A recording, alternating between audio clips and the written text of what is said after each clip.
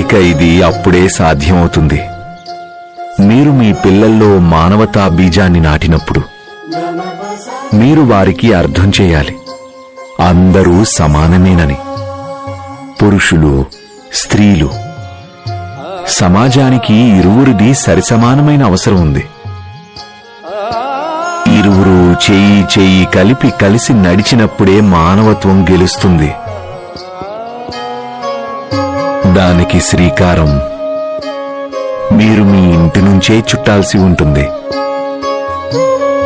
మీ కుమారులని, మీ కుమార్తెలను సరిసమానంగా భావించడం ద్వారా, వారికి సరిసమాన అవకాశాలు ఇవ్వడం ద్వారా, ప్రేమలోనూ